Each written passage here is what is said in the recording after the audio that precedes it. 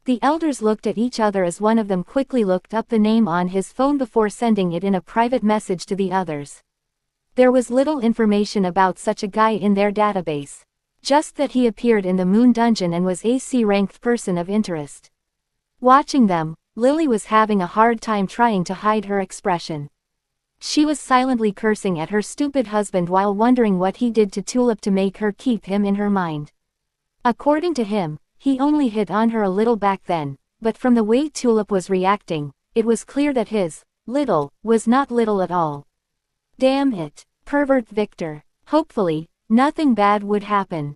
She could only secretly cross her fingers, deciding to warn Victor to hide for a while as soon as she could contact him. Are you sure that this will be your request? The Supreme Elder asked Tulip.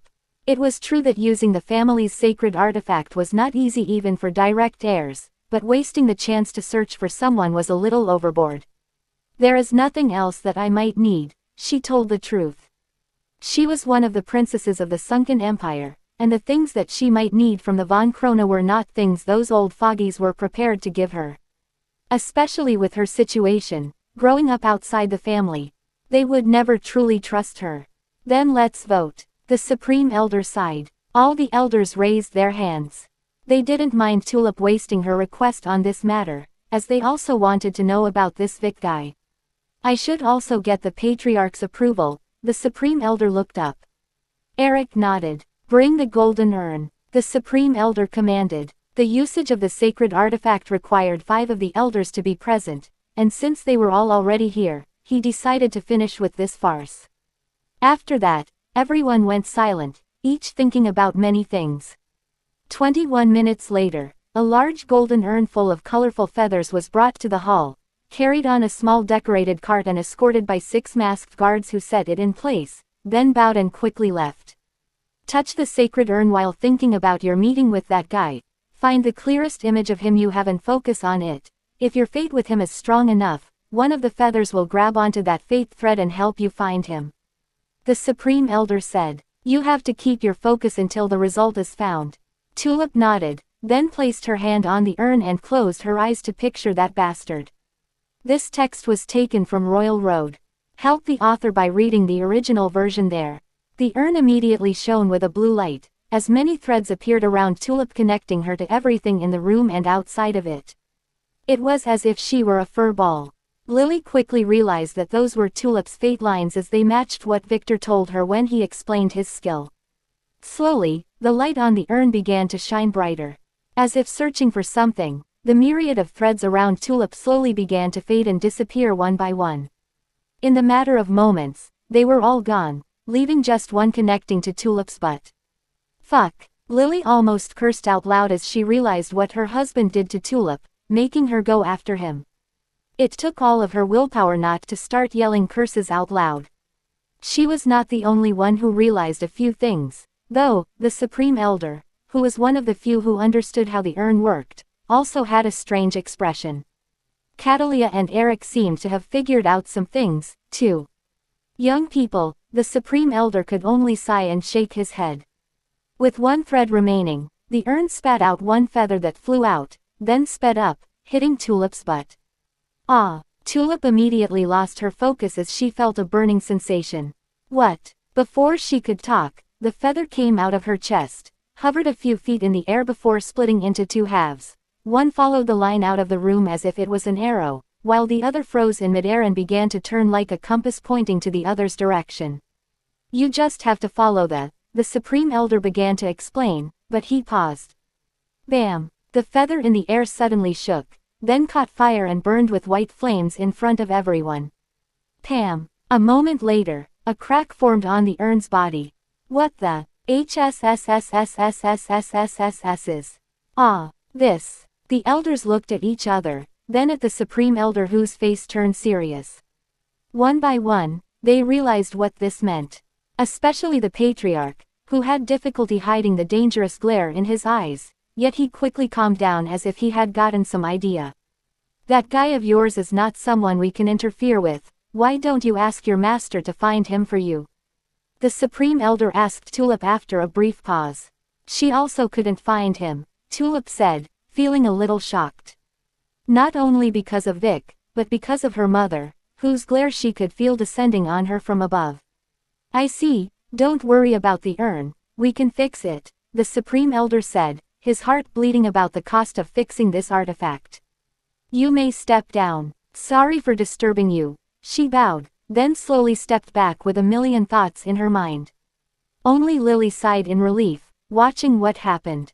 Thankfully, Victor managed to dodge that bullet. She was not sure about how he did it, though. She couldn't help but want to end this ceremony and get her necklace back from Julian to finally get some time to have a one-to-one talk with his soul. She didn't dare use the husband-wife connection in Nest Castle as she knew more than anyone about what kind of security they have here. Brother, what's wrong with you? Melody asked as she watched her brother, Roy, sigh for the 14th time today. They were supposed to have fun going to the theme park and such, but for some reason, he seemed a little absent-minded ever since returning home late last night. Nothing, just thinking about the assignment my father gave me, Roy lied. He was remembering last night when that woman broke into the brothel and, out of nowhere, began slapping his esteemed father, whom he always thought of as some kind of living god. To his surprise, Theodore didn't fight back at all, but simply began simping to that woman and apologizing, making all kinds of lies on the fly. Damn it, he even blamed his own sons for dragging him to that brothel without telling him.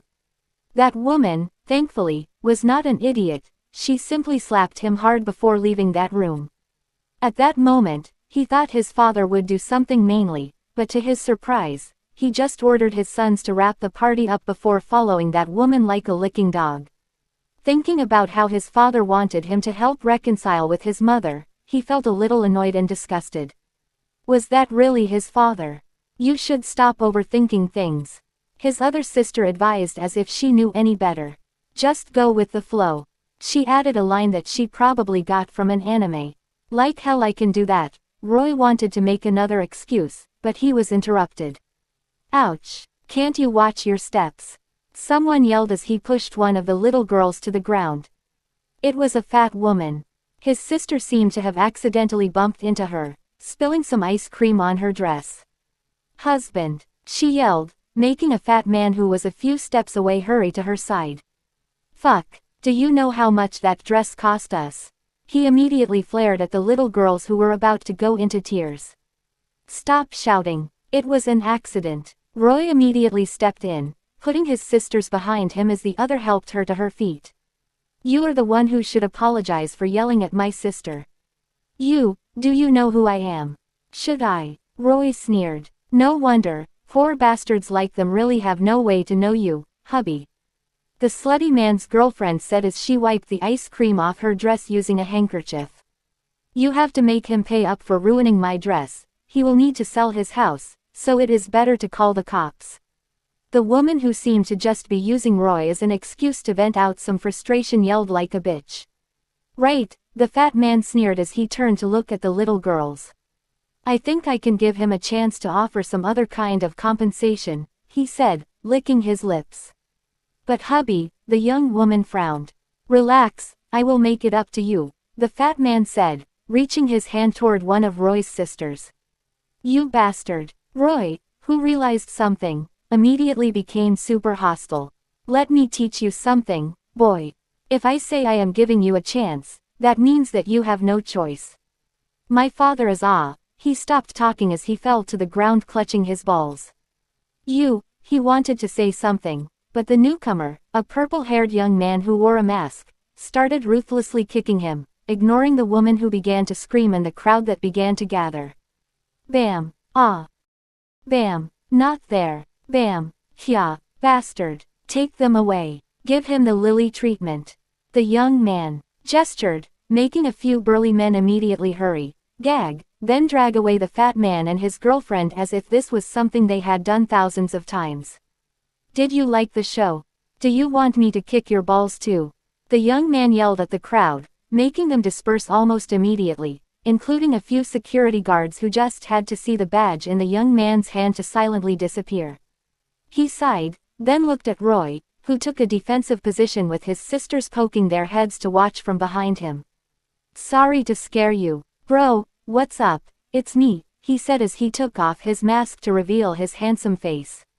Roy, who was a little on edge due to his sister's kidnapping the other day, immediately recognized the handsome young man as the half-brother he had met the other day in the mansion. OMG, Victor White, his second sister, who forgot all about the violence she had just watched, exclaimed loudly before Roy could say anything. Victor was super famous as the rich young master who managed to sweep the idol Mira off her feet. His harem wedding was also the major discussion point on TV for the last few months, with many people against him, describing his behavior as unacceptable despite the law allowing it. She and her sisters totally disagreed as they fantasized about such a young master marrying them all together. And lately, after realizing that Victor was their brother's half-brother, they had been pressuring him to introduce them, but Roy kept procrastinating.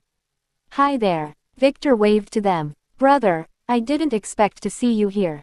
Are those pretty little ladies your lovers? He asked, flashing a smile at the little girls while raising his charm a few notches, especially toward Harmony, who almost could no longer breathe as she was completely charmed. Thankfully, she was standing in the back, so no one except Elise could see her overreaction. Victor felt a little guilty doing this frontal attack on a little girl, but he had to make sure that Melody would never fall for another guy ever. And if one day she chose someone else, he would totally understand that and kill the other guy. For him, she was that important, so by charming her, he was technically saving the lives of many people. Yeah, he was the good guy here. Esteemed brother Victor, those are my half-sisters, Roy said with some annoyance, keeping as polite as possible as he watched Victor inspect his sisters. I just wanted to take them on a vacation before I get assigned by the family. I didn't expect to meet an acquaintance here, he said. In fact, he took them here to make them forget about the kidnapping, but he decided not to say that. Oh, sorry to bother you then, it is just that today is my wife's birthday, so we came here to party. Victor said, pointing at Elise, whom Roy only noticed now. Wife, it took Roy a moment to connect things, looking between the short Elise and Victor. This low, she is your wife. Yeah, Elise, this is my brother Roy. Roy, this is Elise von Geldstadt, my wife. Victor said proudly, making her smile a little. How old are you? Roy asked automatically, looking at Elise. Quote. Brother, this is rude. You can't ask a girl about her age. One of Roy's sisters finally intervened before turning to Victor. Hello, young Master Victor, Lady Elise, my name is Harmony, those are Melody, Cadence, Joy, and Lyrica. Harmony, who was the eldest, quickly introduced herself and her sisters as she eyed Elise with some jealousy. Was this girl at the wedding too? Sadly, very few photos got leaked out of that event. Ah, hi, you have some pretty musical names. Nice to meet you, Victor said with an even brighter smile. No need to be so tense around me. If you were Roy's half-sisters, you can be considered my little sisters too. He said. Right. Ah, young master, the girls blushed a bit. Call me just Victor, he smiled, carefully inspecting Roy and making sure he was really the young light lord in his memories. If you girls are not busy, why don't we go find somewhere to sit and chat a bit? It is a little inconvenient standing here in the middle of the road. He paused, shooting a glare at some random guy who took out his phone to film. A moment later, a chick came to drag him away. We should get to know each other since we are related. Ah, the girls looked nervously at each other. How about some ice cream? There is a famous store here that sells exclusive flavors. Victor asked as he put his mask back on. Sure, the little girls immediately got excited. Their stinky brother didn't allow them to have a lot of ice cream, saying that it would ruin their stomach or something. And they really wanted to try that store, but sadly, the line in front of it was just too long. Quote. Roy, who was still in shock, only realized that his sisters were dragged away too late. He could only follow after them while shooting Victor some very dangerous glares. Damn it. Last night he just finished warning his sisters about not following dangerous men. Why did no one ever listen to him? The young master in the shadows. C507, Entrapment. Wah, it's huge, Melody exclaimed with excitement, looking at the huge ice cream parfait in front of her. "Come on, try it." Victor, who sat on the other side of the table, said with a not-so-innocent smile, remembering when Melody said that same line about something else in the other timeline. Thankfully, no one could read his mind, or he would have been directly arrested. "Careful, if you get a stomachache later, don't complain to me," Roy, who sat beside Victor and only ordered some black coffee, warned his sisters who were going to start digging in. "Especially you, Melody, you just left the hospital," he said while keeping his vigilance. The way Victor had been looking at his sisters was very sus. Hearing him, Melody stopped her spoon as she looked worriedly at the Prairie cup, not sure what to do. "It's okay, the stuff here is of the highest quality, they should be okay." Victor, who had already secretly dissolved a healing pill in the little girl's cup, said as he scooped some ice cream and then carefully put it in Elise's mouth. Yeah, they were sharing one cup. As her husband, he couldn't possibly neglect her. Elise smiled sweetly as she let the ice cream melt in her mouth. "Victor, would it really be okay?" Harmony, who helped their youngest sister Joy eat, suddenly asked. "What?" Victor asked as he tested some of the ice cream. "Not bad at all." Cutting in line like that, Harmony asked nervously. Some of the customers just now shot her some really envious looks. They had been waiting for hours, but Victor just cut straight in. "Didn't your brother tell you? My father owns this entire place. He could have just used his family badge to bring you straight in. You don't even have to stand in line for any of the attractions." Victor explained, gesturing for his chicks to take care of the annoying people before opening his mouth for Elise to feed him some ice cream with lime pieces that she clearly didn't like. The 5 little girls all exclaimed at the same time, glaring at their hateful brother. They have already wasted no less than an hour standing in various lines around the park thanks to his incompetence. "What?" Roy asked in shock. "Esteemed father owns this place. He really had no idea." Victor sighed. It seemed like Roy still couldn't comprehend how rich their family was. "Most of the things with the white prefix around Vane City are family businesses," Victor explained. To tell the truth, he didn't blame Roy. In his previous life, he also didn't know any better until he worked in those businesses. But at that time, he didn't really have a family badge, so that didn't count. "Wah, even the white bakery and the white supermarkets. Yeah, even the white gaming arcades and brothels. I am not sure about everything, but you can ask George. He is the one who manages everything," Victor explained as he scooped some chocolate chips for Elise. What? Roy swallowed. His mother had to work in a white brothel when his sister got sick. Not anymore, though, thankfully. Our esteemed father has the tendency to buy the entire business where a girl who grabs his attention works. It's one of his ways to get them to his bed. Victor explained. He worked for his father, arranging a few of those purchases in his past life. "Is it really okay to badmouth our father like this?" Roy swallowed nervously. "I am telling the truth, and even if he heard me, he would only punish you. I am an elite heir," Victor explained. Roy almost rolled his eyes as his sisters looked between him and Victor with a frown. "Do you girls go to school?" Elise, feeling the awkward atmosphere, suddenly asked the little girls. "Yeah, since we moved to Vane City, Roy had already enrolled us in the White Preza something Institute," Harmony answered. As the eldest sister, she was usually the one who took care of the others, especially when her stupid brother and her mother were out working. "It's prestigious," Roy corrected her. George was the one who arranged their enrollment there, so he didn't know much of the details. Whatever, the teachers there were really nice to us and..." Harmony paused. "That school, does it also belong to your father?" she asked, looking at Roy, then at Victor. "Yeah," Victor nodded. "Still, it is not the best in town. Why didn't you enroll them in the Arrow Institute for Young Ladies?" "It is a boarding school, and the girls didn't want to leave their mother's side, especially with Melody fresh out of the hospital," Roy replied. "Is it that much better?" he asked. "A little. Lara studies there," Victor replied. "Lara?" Harmony asked quickly. That name sounded familiar. My little sister. You know her, from Lara and the Magical Girls. Victor replied with a smile as he successfully steered the conversation to the subject he wanted. The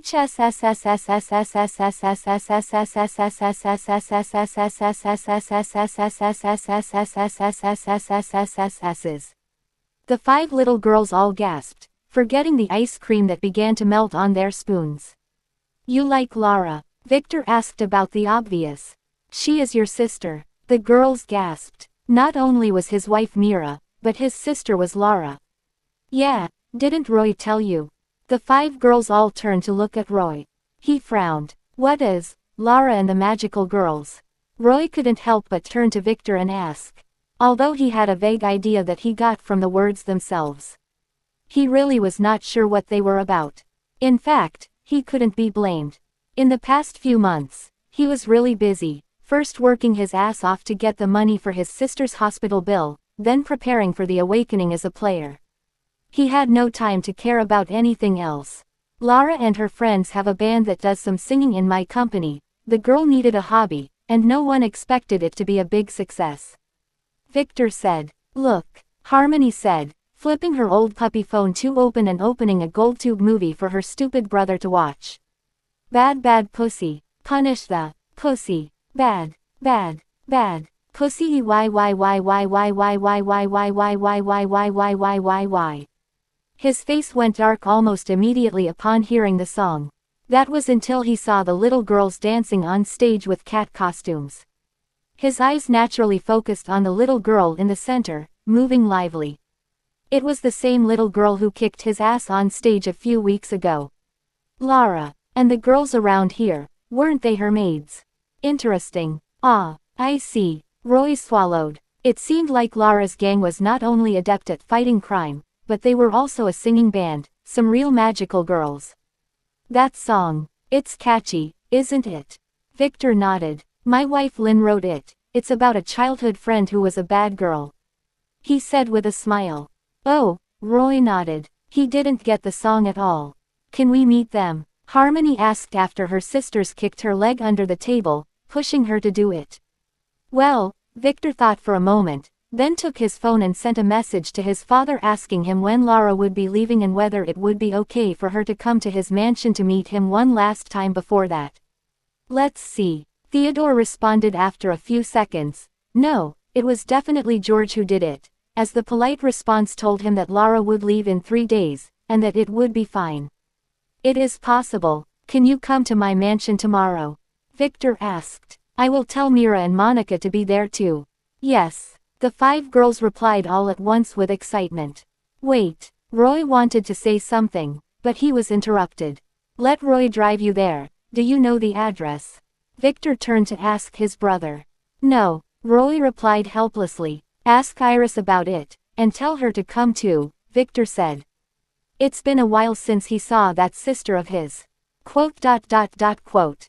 Roy could only nod, seeing how enthusiastic his sisters were. Fine, he said. If Iris were there, things would be okay. Now, Victor thought for a moment. Let's finish our ice cream and go playing. I plan to go to the roller coaster with Elise. Do you care to join us? He asked the little girls.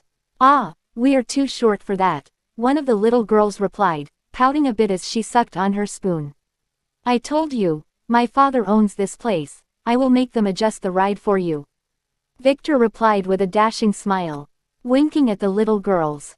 Hearing him, Roy's face fell again. His guts were telling him that Victor was definitely aiming at one of his sisters. Sadly for him, those brats no longer listened to him. Lily von Krona, daughter of Aaron von Krona of the main branch. Lily introduced herself coldly as she stood in front of the obsidian table. Place your hand on the appraisal table, the Supreme Elder said as everyone in the hall peered in to look at her result, including the Patriarch Eric, whose intentions were hard to read. Lily von Krona. Authority, 99. Class, Shadow Dancer, A. Subclass, Time Avatar, X. Bloodline, Timeless Crow, X. Awakened. Fate Strength, X. Cyan Indicator, Positive. The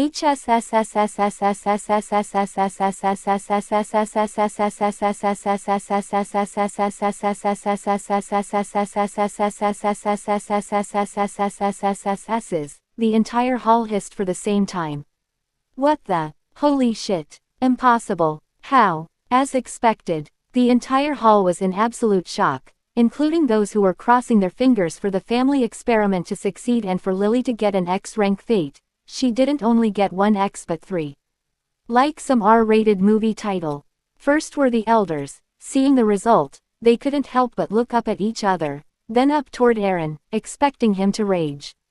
Having 3 siblings with such amazing attributes was something that had never happened in the family history, especially with Lily.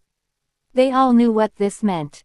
Eric might no longer be able to pass the patriarch chair to one of his children, especially after Will's mysterious death.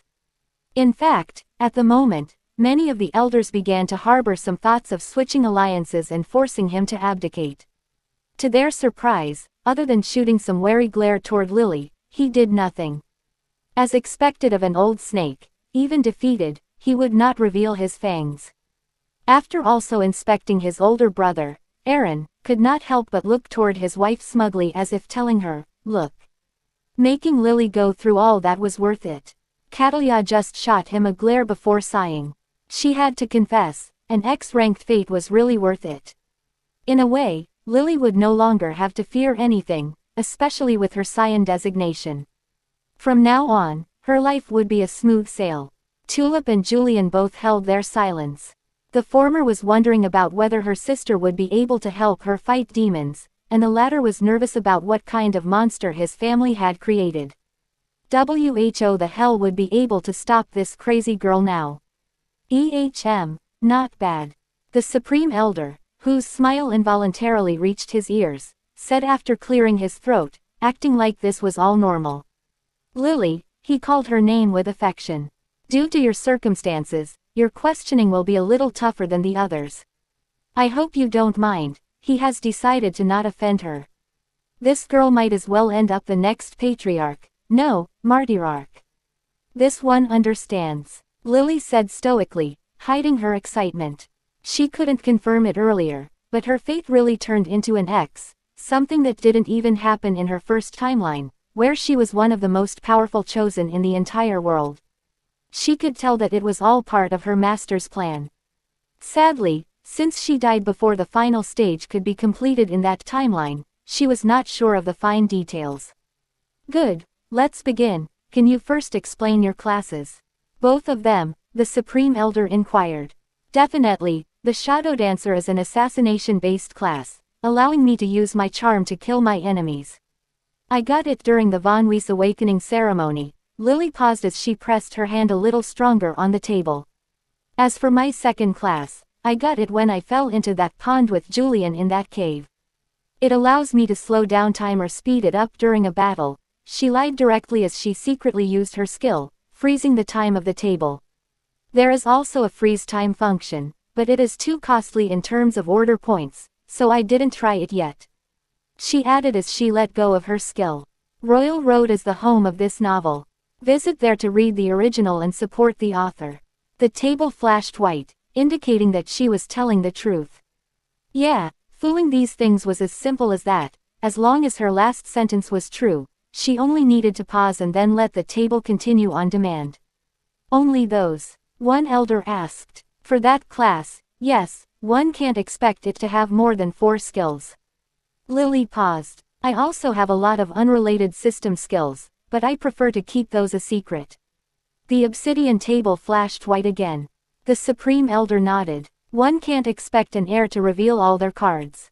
He was just asking because an X-ranked class was something he only read about in old books. Let's move to reviewing your report. Why did you kidnap Julian? The Supreme Elder looked at a long list in front of him and asked, deciding to start with Julian's trouble to clear up some points that were briefly mentioned in Lily's report. As I reported, it was that bastard Victor's orders. He wanted to brainwash Julian in order to use him to control his sister Alice. She said, I was ordered to take him somewhere far away and torture him until he breaks up, then use a brainwashing talisman on him. She paused. So I took him to that cave as it was a well-hidden place. Oh, did you know that pond in the cave beforehand? No, I had no idea but, Lily paused. The weather in that place was really hot, and that cave looked appealing at the moment. She told the truth in that sentence. The obsidian table flashed white. I see, the elders looked at each other. They all had the same thought. So it was fate after all. X-ranked fate was really amazing, even while sealed, it granted her a lot of luck. Quote. Let's continue. After that, did you do anything to your cousin Will after you met him? I don't remember meeting him. Lily paused. That dungeon had a lot of people, and I don't know everyone who was there. The obsidian table flashed white. Let's move to another subject. What does the Von Weiss family mean to you at the moment? Another elder asked. Quote. Lily frowned. She was about to make a choice. Strengthening her resolve, she decided to diverge from Victor's plan. This was for his own good.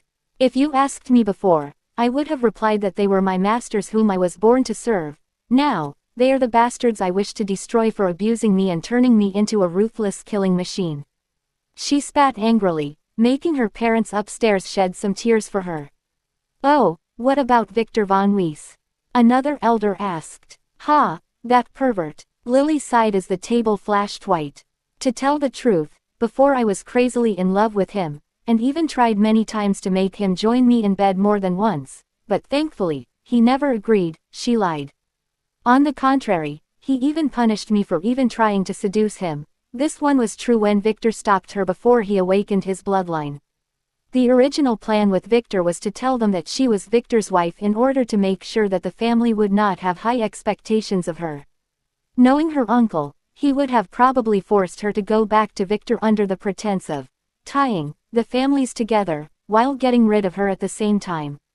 Still, after she got her memories from the old timeline, she realized that this was completely wrong and would make her waste a great opportunity that Victor had no idea about.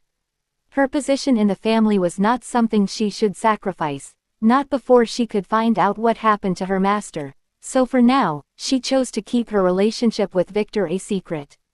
Although she couldn't wait to meet him again, some things needed to be arranged first. Oh, so, he never really touched you?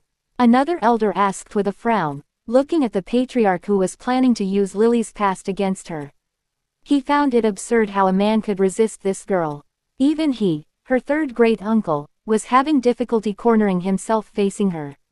In fact, after this meeting was over, he might not be able to leave the table for 15 minutes or so, or it would be the embarrassment of his life. The others also felt the same. Yeah, she lied. He only made moves on me in front of others to agitate them. That perverted bastard only had eyes for little girls and can't get it hard for anyone else. She lied. Look how many he has in his mansion. Telling the truth. Little girls. Wasn't he into grannies? Another elder asked as he flipped through a folder about Victor. That is just a misunderstanding that he never cared to correct. Lily told the truth again with anger on her face. What a piece of shit, one elder said. The others nodded. Catley couldn't help but shed another tear for her daughter's fate, having to live with such a depraved monster. Tulip squeezed her fist, deciding to help her sister take revenge in the future. Only Julian, who watched from above, had a weird expression on his face. How the fuck was his sister lying with a straight face? He had no idea, but she looked super cool manipulating those foggies as if they were primary school kids. But he felt strange. Wasn't the plan to tell her to confess that Victor married her and made him a witness? Wasn't the plan to force them to have a talk with the Von Weiss family? Was his sister affected by the cleansing, or did something else happen? Since this point has become clear, let's move to something else, the Supreme Elder said. Does anyone have any questions? He asked as he watched the elders flip through her report. It was so thick that they didn't have much time going through it all before the meeting. Lily, I have a question for you, an elder suddenly asked. According to what you wrote, you got your bloodline enhanced in the cave with Julian. Yes. Lily frowned a bit as she nodded. That cave was very magical, she added. Then why didn't you end up with the same upgrade as him? The elder asked. Watching him pause, she realized that he must have been getting this question from someone else, probably her uncle. I don't know, she hesitated, her intuition telling her that there was something wrong with the elder's tone, but she couldn't tell what. The cave clearly didn't have the power to push your bloodline like that, only if you had a prior enhancement. The elder paused as he watched Lily finally begin to lose her cool. Elder Gammon, please get to the point. The Supreme Elder looked up toward the Patriarch, then turned to the Elder and said. Fine, Lily von Krona, why didn't you mention anything about Davidothak incident in your report? He asked, pronouncing the name, Davidothak, with difficulty. He clearly read it from somewhere. Lily frowned. What is a Davidothak? She asked as she managed to hide her chalk. Or she thought she did. It's a rooster that upgrades bloodlines. The one who answered was Eric, her uncle, who kept his silence until the moment. Your bloodline was enhanced due to the one Victor von Weiss summoned to his mansion a few months ago. That never happened. Lily looked up and refuted as she secretly began to draw a ruin on her thigh using her hidden left hand. There are no such monsters in that mansion. That's not according to the info we have, Eric, as if finding something, said. I found it strange that you never mentioned it in your report. Who would have expected that you were playing us for fools, he said with a very dangerous smirk. I don't know how you are fooling the obsidian table, but you were clearly lying. Impossible, I don't remember. Lily paused as her face turned ashen. Where did you get that info? Curious. Eric smirked. Then let me enlighten you. Every summoning that happens in this world has its info and location registered in a world record whose authority is in the hands of the von Krona Patriarch. I wonder what else you have been hiding from us, Eric yelled. HSSS's. Lily almost gasped out loud.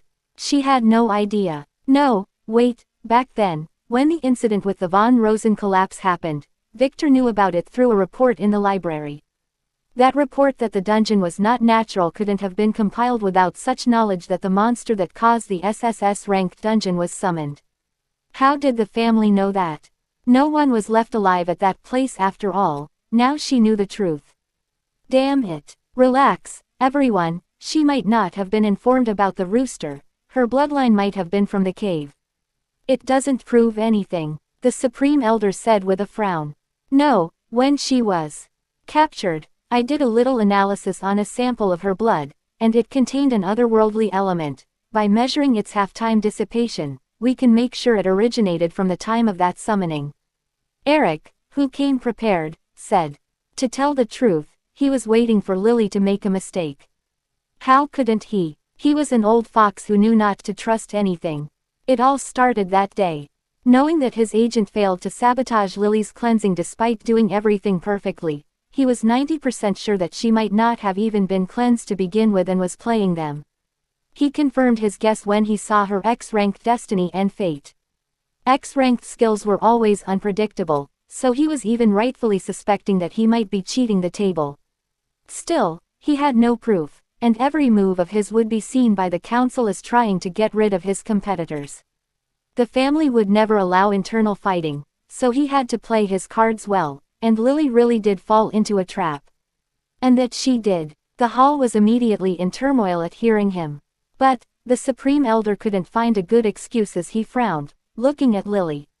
She might be innocent, but the Patriarch was right, she seemed suspicious. Even if she wasn't lying on purpose, some kind of restriction might have been cast on her, and the family would not tolerate any hidden danger. Guards, take her to the interrogation dungeon. Eric, who began to scream as Lily activated her ruin and the world wrapped around her. Stop her, she is activating some kind of skill. Impossible, didn't you activate the Edict Shard? No, it's a NX ranked skill. Stop, you can't. The world froze. Bam. In a flash, Lily returned to the past, 5 minutes ago, to be exact. The guards were no longer running toward her, and her father was no longer holding her mother, stopping her from attacking Eric. The Supreme Elder no longer screams. The hall returned to its precious silence. Lily, who got immediately hit by a wave of fatigue, almost fell to her knees. To make up for that return, she would have to sleep for 50 hours straight ASAP. She would not be able to use any of her time skills until then. From this moment on, she no longer had the power to cheat the table. Why aren't you answering? Was your bloodline truly awakened in that cave? The elder noticed Lily's hesitation to answer and asked again. Maybe she needs a rest, one of the elders said, noticing Lily's pale face. Sometimes, the testing method of the table did that to people as it drew their energy. She can do that after answering my question. The elder insisted. I didn't want to include this in the report because I was worried that it might fall in the wrong hands, but I am not sure how much the cave had an effect on my bloodline, she said, choosing her words carefully. If the council allows it, I will speak, but this info is very sensitive in my opinion. She said. Everyone frowned, including Eric, who was annoyed that she didn't fall for it. You may speak, everyone here has already been sworn to secrecy. The Supreme Elders frowned a bit, then said. It was a cock, its name is Davitothak. People name their cocks now. Someone whispered. You mean a Davitothak celestial rooster? The Supreme Elder, who seemed to have realized something and knew better than the others, asked, clearing things up as he gestured to one of his assistants. He had read about this creature before in an old book, but he didn't know many of the details. Yes, that pervert Victor just called it his cock, so the name stuck in my head, Lily spat, telling the truth. Everyone looked at each other as an assistant ran to the Supreme Elder's side with a thick old book that he quickly flipped open to a certain page. Nodding to himself, he pushed it to the others to take a look. Explain about it, the Supreme Elders said after a few minutes. As you can probably see, it is a rooster that can enhance people's bloodline. Victor didn't say where he got the way to summon it, but only revealed it to me and Lynn after the wedding, presenting us with the materials. Lynn, you mean Lynn von Rosen? Yes, Lily nodded. Her class is an ace summoner, and without her, the summoning would have been almost impossible. It almost failed if Victor didn't order me to stand behind Lynn and used my beauty to seduce that stupid rooster. Oh, did he use it to enhance his bloodline? It doesn't upgrade men's blood, and can only be used on a bloodline once. The moment Victor approached it, it became all hostile. It enhanced the bloodlines of all the girls who had it, though, including my bloodline. Victor gave the Von Weiss bloodline opportunity to his cousin Zoe. That pervert is definitely planning to add her to his someday. The elders looked at each other. Did they smell jealousy? No, impossible, it must have been Lily hating that bastard's guts. Then why didn't you tell us about this in your report? The elder who worked for Eric asked. Their trap failed. I told you, I believe this secret must be told directly to the council. Me, knowing the way to summon that thing, is not something I want to associate my name with on a report. She replied. The elders all nodded. This sounded very logical. Does the Von Weiss family know about the Davitothak? The Supreme Elder asked. No, Victor never told them. He had just one feather that could be used to summon it, and he seemed to only want to upgrade his harem. Victor said. A feather. Yes, a firebird feather. It is the main element to summon that thing. Victor got it from an auction. In fact, he seemed to have been searching for that exact thing. I heard it is very rare. Lily told the truth. That feather was super rare. In the other timeline, people searched the entire world for another one but found only another two after 30 full years. Oh, tell us the method then. Make sure it is complete, one of the elders said quickly as his eyes sparkled. Although this cock can only enhance one of every bloodline, his master, the patriarch, had a use for it. Lily sighed. First, you need an altar with female belongings. No men can be in the hall, scattering the blood of a virgin chicken in the shape of a pentagram and, slowly she began to tell them exactly how the cock was summoned. She just had to keep wary not to expose some things. Interesting, the Supreme Elder said, hearing her. That Victor guy might be a complete scum, but he had some foresight. Let me ask you this then, the elder who kept nagging her said. Does Victor have another way to summon that cock? Lily sighed inwardly. She couldn't lie, but this would not hurt and would only give Victor a headache. That cock seemed to have made some deal with Victor after the latter provided him with a lot of girls. He gave him one of his feathers. I am not 100%, but it may be used to summon it, she said, deciding to take advantage of this situation to the best she could. I don't know if it would summon that same cock or something else, though, and keeping in mind that it might be that same cock that Victor would have no use for, he might be willing to trade it off if you offer him the right treasure. Quote. Hearing her, the elders all looked at each other, each having different thoughts. Wow, that was amazing. Melody chuckled as Roy helped her step down from the roller coaster while shooting Victor some very dangerous glare. Earlier, while Roy was busy supervising his sisters, for some reason, he missed it when Melody climbed onto the roller coaster and sat on Victor's left side. Elise was sitting to his right. As the ride was about to go, he was forced to quickly sit behind them, and throughout the ride, which seemed to have taken forever, Victor kept telling jokes in his little sister's ear, making her giggle like crazy during the ride.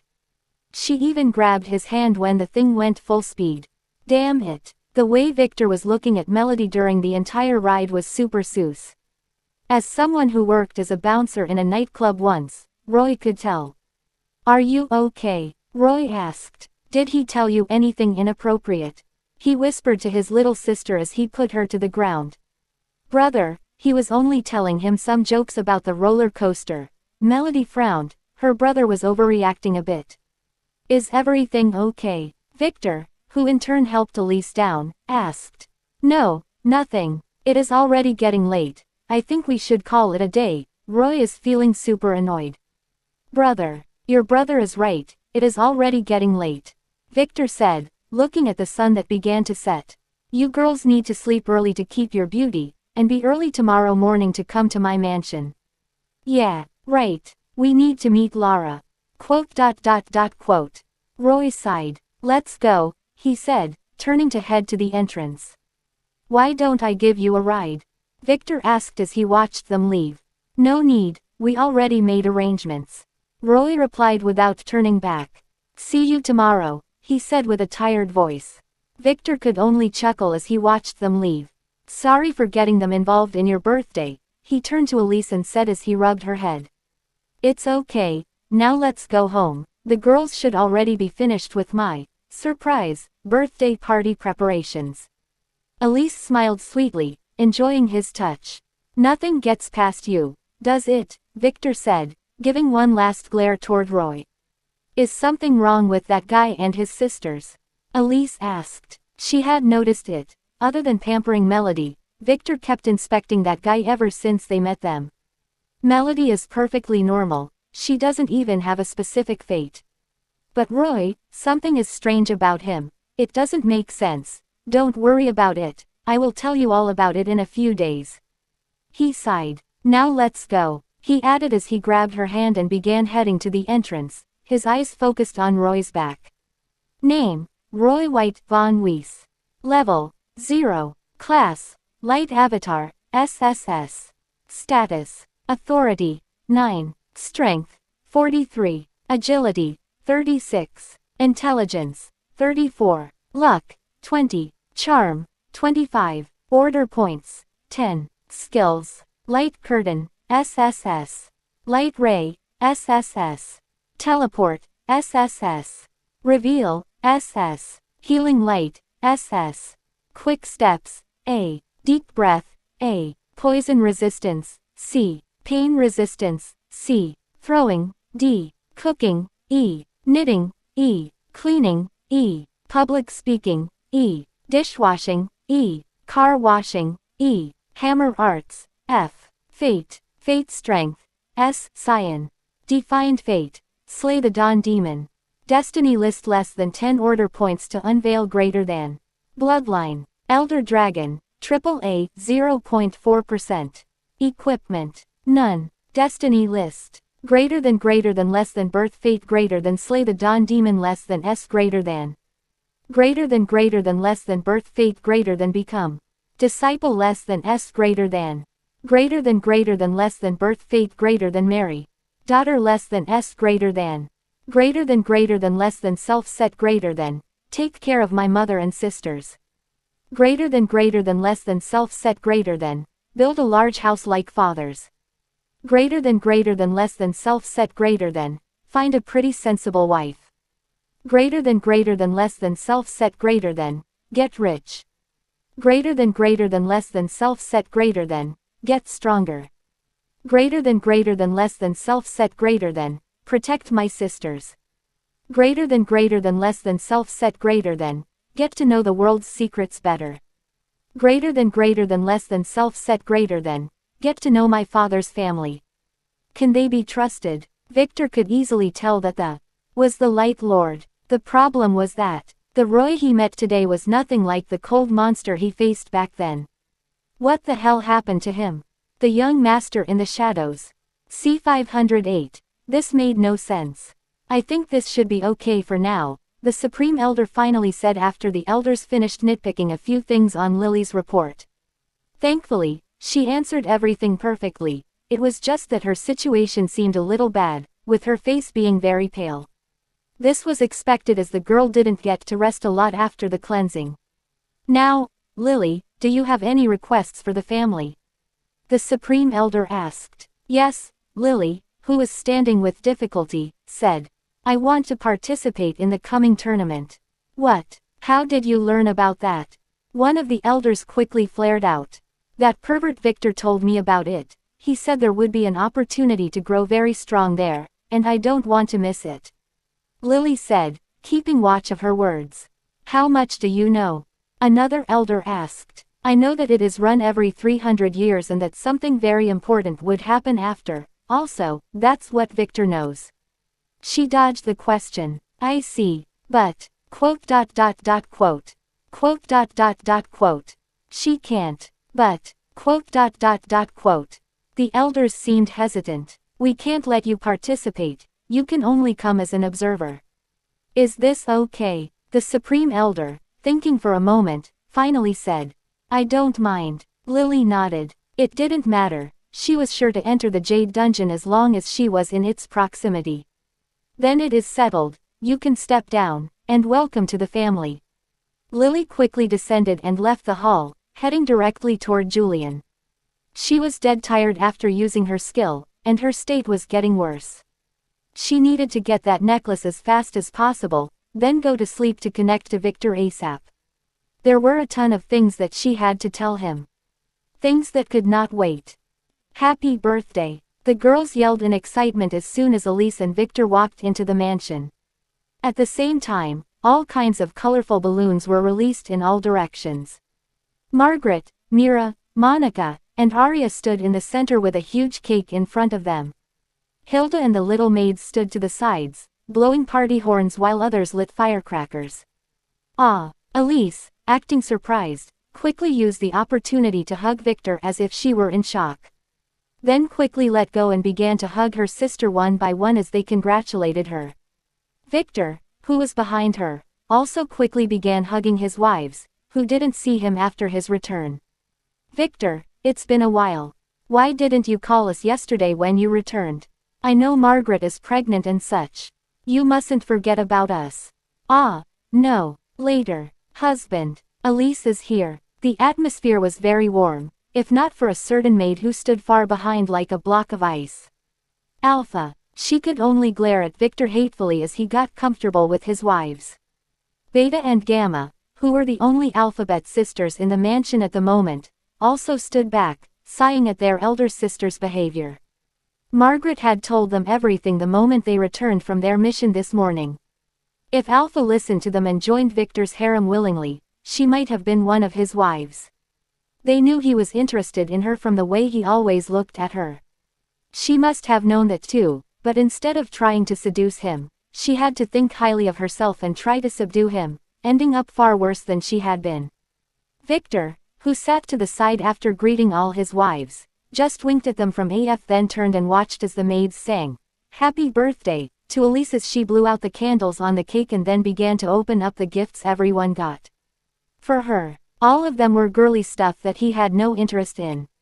Thankfully, Elise seemed to really like them. Right, I guess it is my turn now.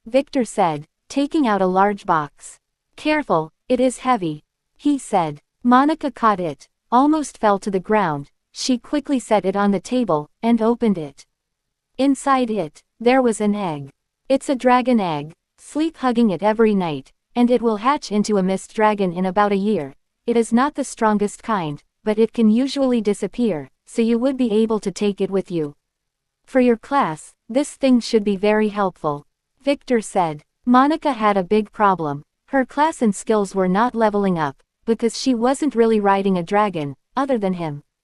Ah, thanks, Monica said, pouting a bit. Take this too, it is just a little hairband that I found, and it reminded me of you. He said, throwing her a small box. It can make you fly so you wouldn't need the levitating necklace, and it has some charm effect, but you wouldn't need that. This story originates from Royal Road. Ensure the author gets the support they deserve by reading it there. Hey, thanks. Monica smiled sweetly as she took out the hairband and inspected it. It looked really nice, black with golden trimming. Now, it's your turn.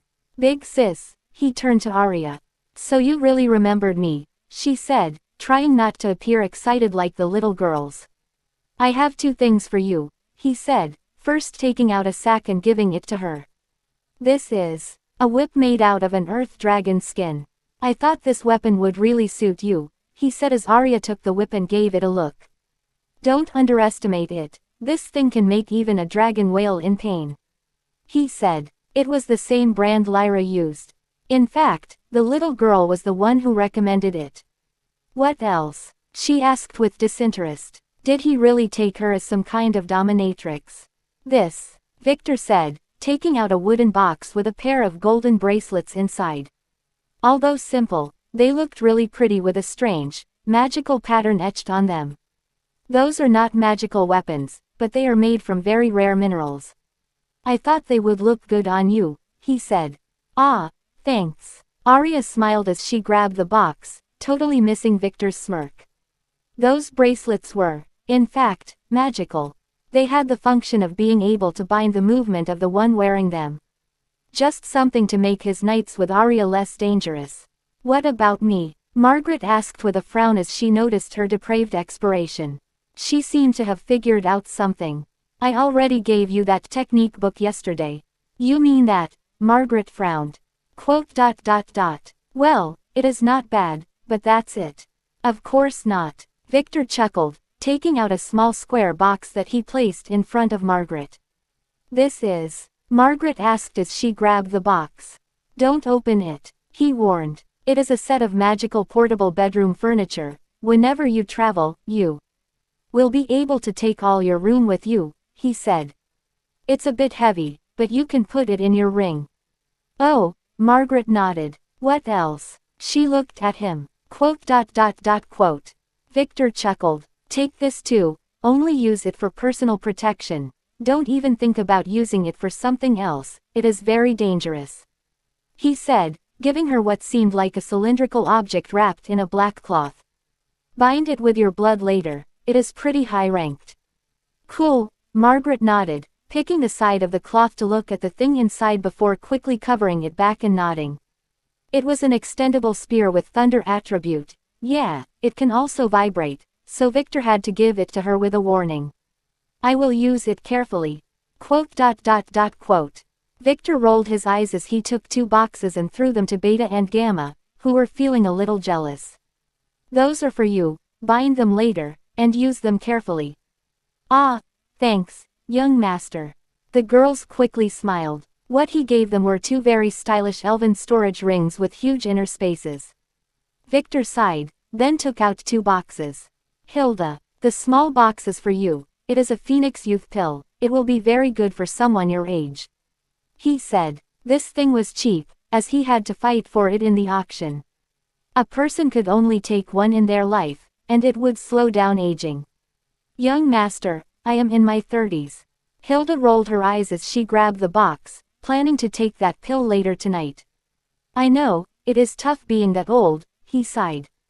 The other one contains health-enhancing pills. Give one to each of the little girls, it will help make them grow healthy and become prettier. He said. Those pills were used in the other world and were pretty famous among princesses. Although their effect was not great, it was not bad at all. I understand, Hilda sighed, watching all the little girls look toward her like hungry wolves. Aren't you going to thank the young master? She scolded. Ah, thanks, young master. All the little maids bowed and said at the same time. No need to thank me, there are also some fabrics that need to be worked on, but I will leave those in the warehouse for you to check later.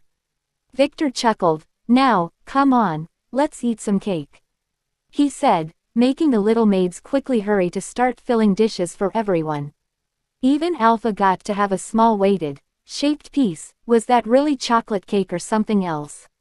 Victor had no idea, but the little girls were definitely still holding a grudge against her. Anyway, Victor really enjoyed the warm atmosphere around the mansion. This was something he didn't get to enjoy a lot in his past life, with all the trouble of living in a post-apocalyptic world. Not saying that his current situation was worry-free, but having a lot of money really made a big difference. Right, as if remembering something, Victor operated his fate eyes and began to inspect everyone. Nope, in between the myriad of threads that filled his vision, still, only Alpha in this room had a golden fate thread. Now that his Fate Weaver class had grown stronger, he became more capable of differentiating the different fate threads connecting to each individual. He tried to focus more, making more and more threads appear. The thinner the thread, the more casual a fate was. He knew it instinctively. The thick ones, like the golden thread, must have meant something big, but those myriad small ones represented things like chance encounters and passing relationships. Feeling a little tired due to the overload of information, Victor quickly began to stop his thread as there was nothing here of. He paused as he felt something wrong in his field of vision. He had to focus harder to finally spot it. Very strange fate threads surrounding two of his wives, Mira and Arya. He couldn't tell why, but those very thin fate threads seemed to have a strange blue sheen to them, vanishing and reappearing periodically. It was as if they were trying on purpose to be obscure, but this behavior made Victor take notice of them. Thinking for a moment, he quickly focused on them. Almost immediately, all the other myriad fate threads were filtered out, leaving those blue threads. To his surprise, they were not just a few as he had first suspected. There were a lot of them, millions. All were connected to both Mira and Arya, with just one similar thread connecting the two. If not for their sheer number, he would have missed them. A network. That was his first presumption, but he needed more of those threads to make sure. Strange, could it be some cult thing, or all the people who were in the same social network? It could have been, but the way those threads were a little elusive made Victor suspicious. They seemed thin, but were not a normal connection. Vision search, what are those blue threads? He thought for a moment, then activated his Akashic Scholar class. Analyzing, 200 order points required. Less than yes greater than less than no greater than. He pressed less than yes greater than. Higher Existence Network, X. Explain, what is the Higher Existence Network mentioned in the previous question? This time, he activated his Akashic search. Analyzing. Error, data had been deleted. Oh, Victor paused. He expected the system to demand a lot of order points, but this was the first time he had seen this. Who created the previously mentioned Higher Existence Network? Analyzing. Error, data had been deleted. Again, who deleted this data concerning the previously mentioned Higher Existence Network? He asked. Analyzing. 1 order points required. Less than yes greater than less than no greater than. Cheap. He quickly pressed less than yes greater than. Local System Manager. Player ID. 0432808451Z211E0548991150XA8212A3443395768 4quintillion461,456,489,848,441,010. Damn it. And how the fuck was this supposed to be helpful? Should he waste another question to ask who that was? He's still got 2 this month. No. Thinking for a moment, Victor looked at his own status. He quickly disguised his own player ID as the one provided by the system. Nothing happened.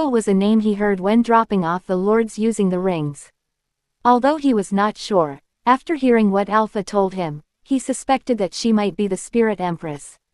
It didn't take a genius to add things up. Both Arya and Mira had the strange bloodlines, Death Spirit and Aqua Spirit, respectively. Arya, on top of it, had some strange memories in her bloodline, which Victor was still wary about. The name of the person whose sealed memories in Arya's bloodline belonged to.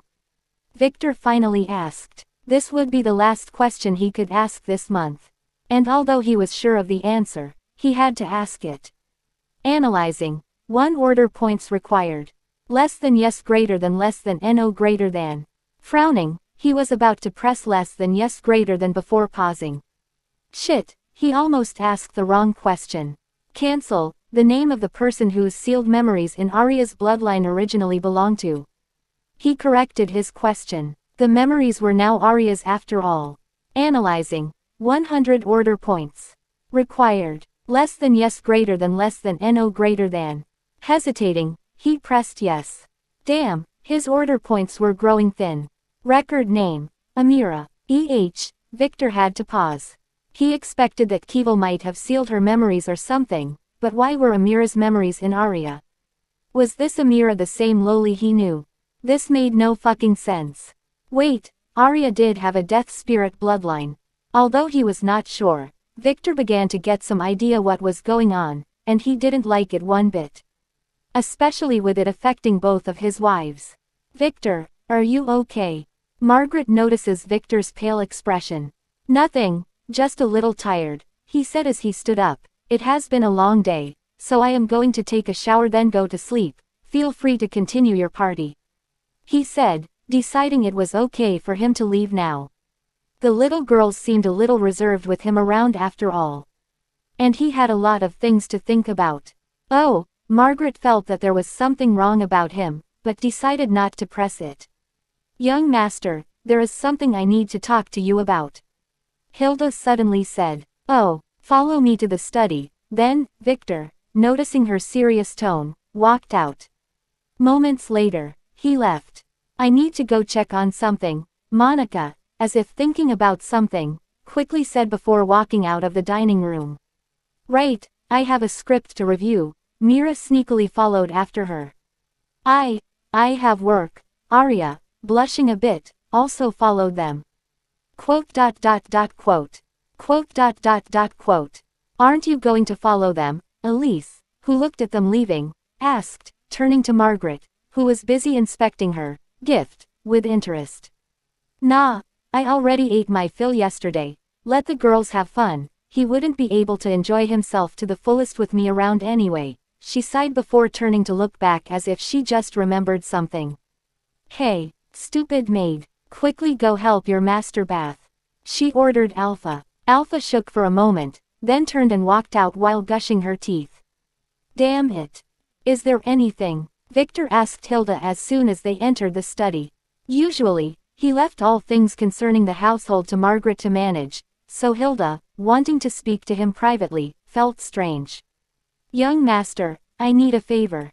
Hilda said. I was planning to ask Axel about it when he returned, but thankfully you got her first.